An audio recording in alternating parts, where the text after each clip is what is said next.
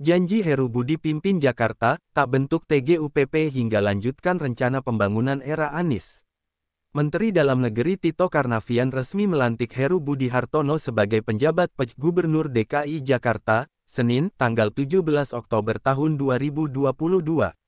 Demi Allah saya bersumpah, saya berjanji akan memenuhi kewajiban saya sebagai PJ Gubernur dengan sebaik-baiknya dan seadil-adilnya memegang teguh UUD 1945 dan menjalankan segala UU dan peraturannya dengan seluruh-seluruhnya serta berbakti kepada masyarakat nusa dan bangsa, kata Tito, ditirukan Heru dan penjabat kepala daerah lain yang turut dilantik di Gedung Kemendagri. Pelantikan Heru berdasarkan keputusan Presiden RI Nomor 100/P. 2022. Ia menggantikan Anies Baswedan dan Ahmad Riza Patria yang purna tugas. Punya waktu 2 tahun, Heru bakal menjabat sebagai PJ Gubernur selama 2,5 tahun atau hingga Pilkada DKI berlangsung pada November tahun 2024, serentak dengan daerah lain. Namun, kinerja Heru bakal dievaluasi 3 bulan sekali selama menjabat PJ Gubernur DKI. Kami nanti akan evaluasi per 3 bulan. Setelah 1 tahun, bisa diteruskan oleh orang yang sama atau orang yang berbeda, tergantung dari hasil evaluasi, ucap Tito. Tito berharap amanah yang diemban Heru bisa dijalankan dengan baik. Sementara itu, Heru mengaku senang apabila kinerja dievaluasi 3 bulan sekali. Kalau evaluasi 3 bulan sekali ya bagus, jadi perintahnya suruh kerja, kata Heru usai rapat paripurna di gedung DPRD DKI, Senin kemarin.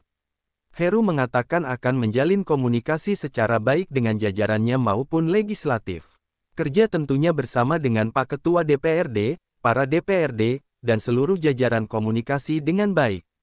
Ya kalau ada evaluasi bagus, ujar Heru. Banjir dan krisis ekonomi jadi PR. Heru kemudian menuturkan bahwa ada sejumlah pekerjaan rumah untuk Pemprov DKI Jakarta, yakni permasalahan banjir, macet, dan tata ruang.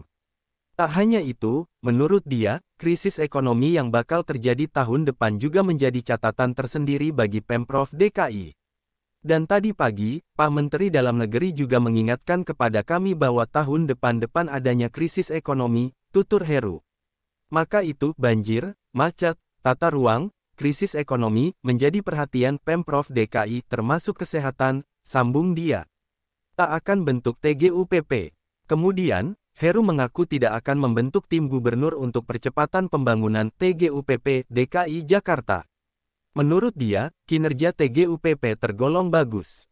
Namun, ex-wali kota Jakarta Utara itu ingin memaksimalkan satuan kerja perangkat daerah (SKPD) di Pemprov DKI Jakarta. TGUPP, semua bagus, tetapi saya ingin memaksimalkan dinas-dinas yang ada, ucap Heru. Selain kinerja dinas di Pemprov DKI Jakarta, Heru juga akan memaksimalkan kinerja asisten pemerintahan, tenaga ahli, dan asisten ahli.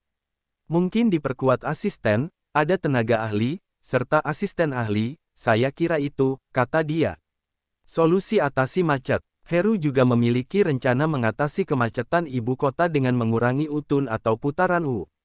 Programnya mungkin mengurangi UTUN, kata Heru di gedung DPRD DKI. Selain itu, Pemprov DKI juga berencana menambah jalan satu arah. Namun, rencana itu perlu dikomunikasikan lagi dengan DPRD DKI, Polda Metro Jaya, dan Forum Koordinasi Pimpinan Daerah Forkopimda. Menambah satu arah di waktu-waktu tertentu, bisa pagi sore, dan itu kan perlu komunikasi dengan masyarakat, perlu komunikasi dengan rekan DPRD, masukan-masukannya, ujar Heru. Kerja, kerja, kerja. Heru menyebutkan, tugasnya kini adalah bekerja dalam 2 tahun ke depan. Saya akan bekerja, dan bekerja, ujar dia usai dilantik di Gedung Kemendagri, Senin kemarin. Heru mengatakan, ia akan bekerja sesuai rencana pembangunan daerah (RPD) yang telah disusun Anies. Pak Anies menyampaikan RPD, nanti kami rincin dan tentunya permulaannya yang bagus. Untuk kebaikan masyarakat, saya pasti akan melanjutkan, ujar Heru. Heru menambahkan, pihaknya juga menggarisbawahi poin-poin yang disampaikan Menteri Tito dalam acara pelantikannya. Tentunya tadi Pak Mendagri sudah menekankan beberapa poin-poin dan itu akan kami masukkan ke dalam program 2023, kata Heru. Klik subscribe dan follow.